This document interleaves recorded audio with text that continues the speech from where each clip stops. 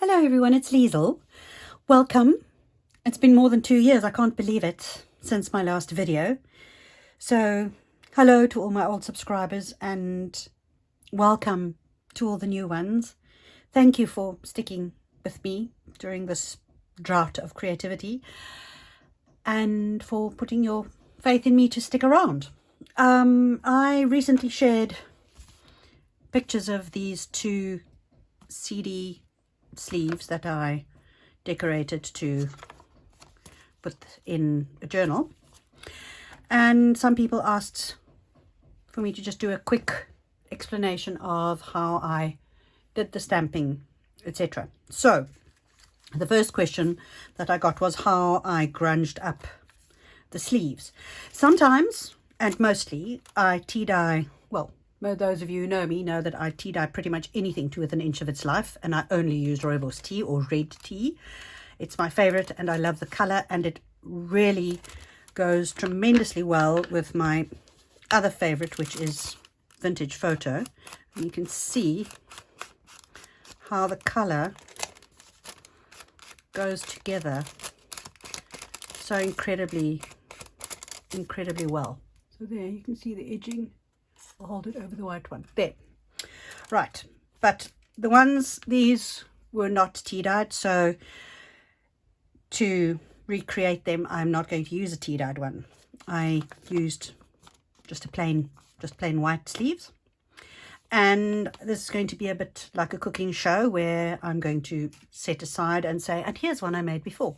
So here's one where I've already inked the outer edges, and really all I do is I load my distress tool and then I go around the edge, and then once the ink on here is a little bit less, I start going deeper in, and if it's not completely even, well, that's perfect, because you don't want it to look completely perfect if you want a grungy look. Now about getting ink on the inside, because really what you want is this dark inner ring. What I do, this might be a little bit noisy, so nothing I can do about that, I'm afraid. I put my hand inside and I lift it just a little bit, you should be able to see, so that the edge is slightly lifted up, and then it takes the ink beautifully just there where it's a little bit higher, and that way you get a really nice grungy edge going all the way around. You just have to be careful and patient, and I haven't so far managed to break any of them, and I'm not too gentle, but I'm just careful. So there, that's it. Don't worry if you want to add a little bit more grunge, and you do that, you can quite happily do it. The cellophane in the circle will not color. Some ink may, however, remain. You might be able to see that it's slightly darker there. So what I do, the hardy-dar, hopefully they'll pass. Bird life. Spring is almost here and the birds are getting very excited. I just slightly wet a piece of kitchen towel, and carefully, trying not to go over the actual paper, just staying on the cellophane, I wipe all around,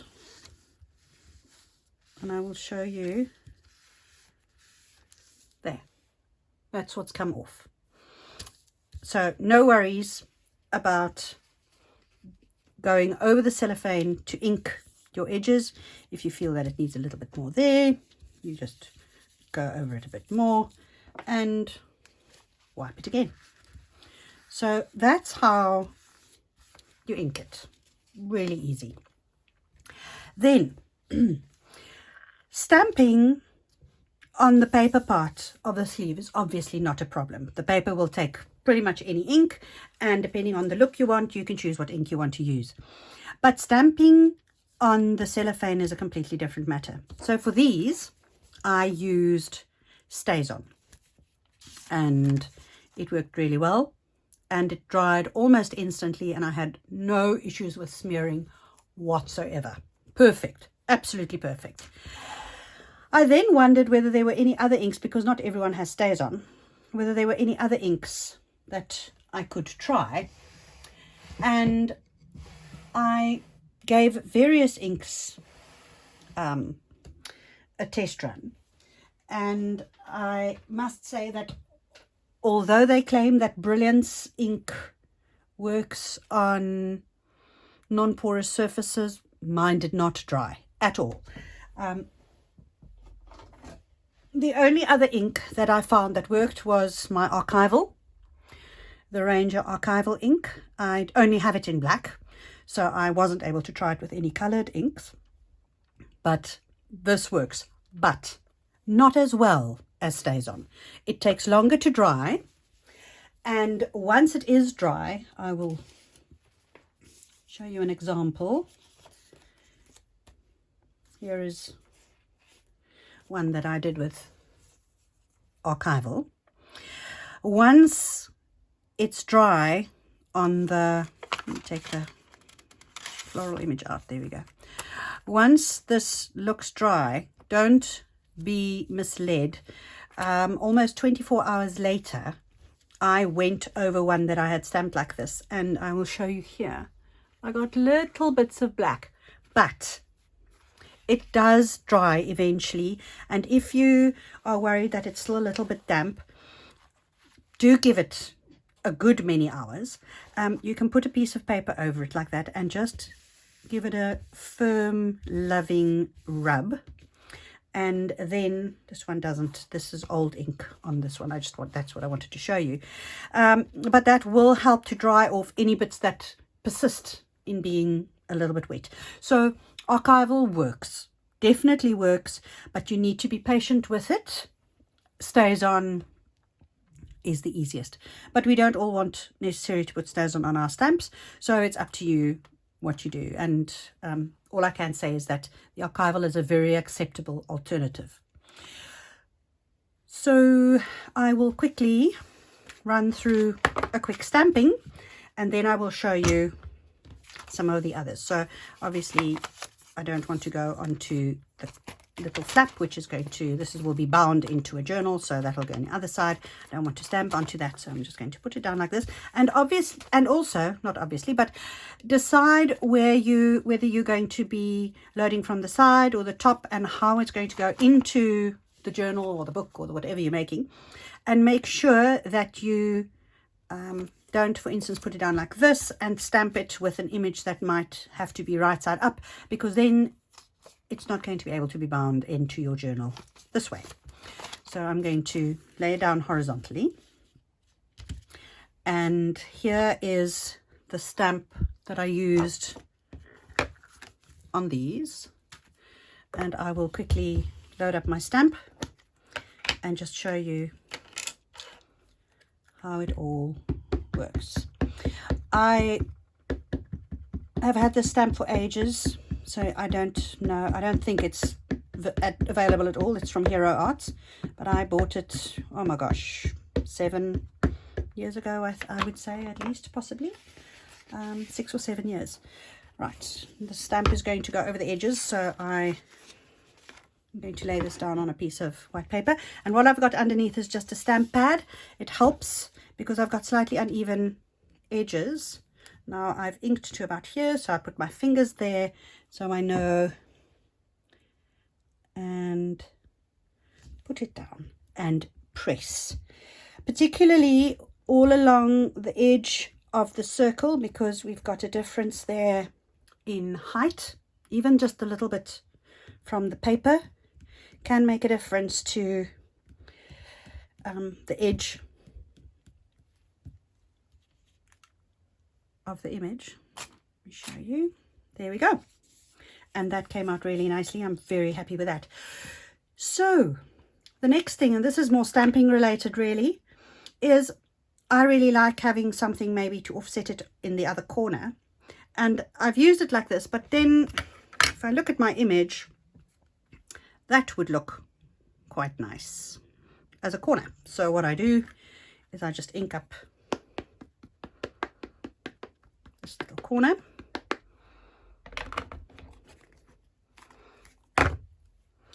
And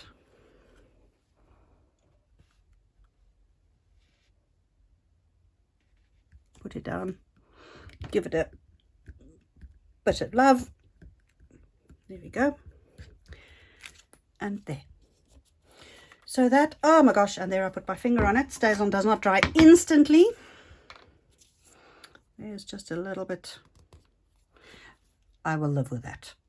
So that is how, I'm sorry, I went out of frame. That is how it's done. Really easy.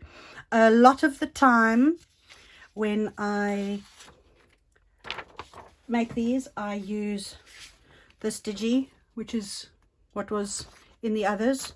It's from Terry's Paper Arts.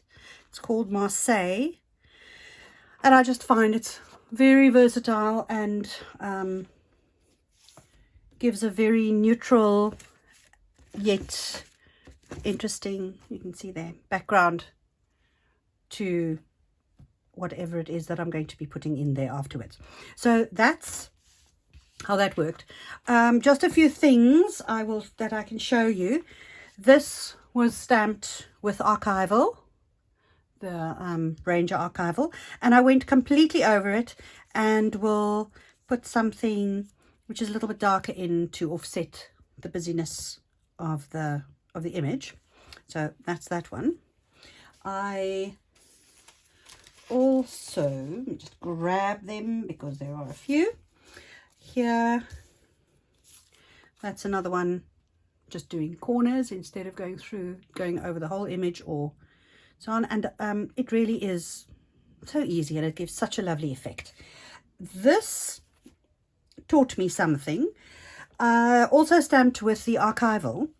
I didn't press hard enough along the edge, and what I had was about a 2 mil space where there was no ink, which looked a bit odd.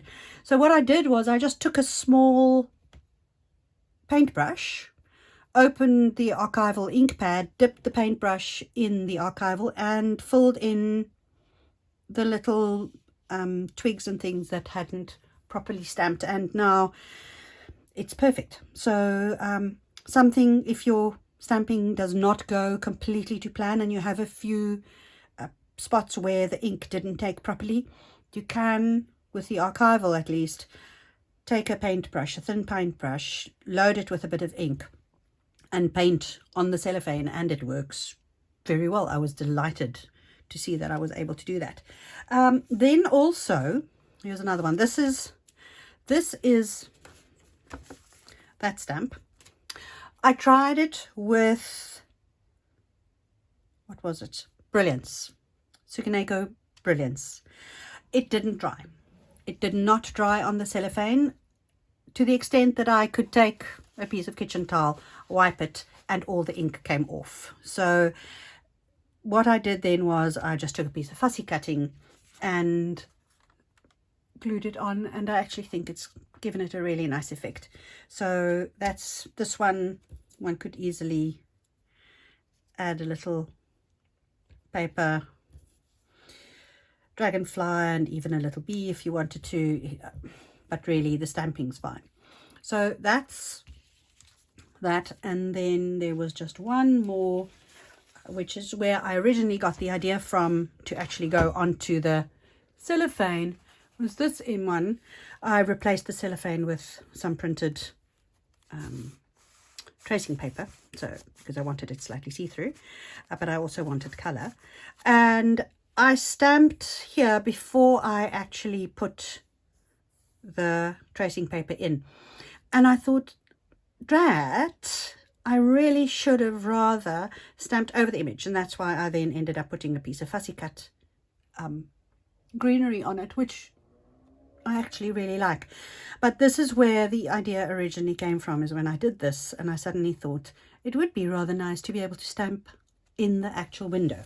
So that's it. Easy, really not difficult. Please give it a try and post whatever you make. I would love to see it. If you post it on Instagram. You want to tag me, I would be delighted to come and have a look. But yeah, that's it. Easy peasy. Enjoy. And as always, thanks for watching, and until we speak again. Bye-bye.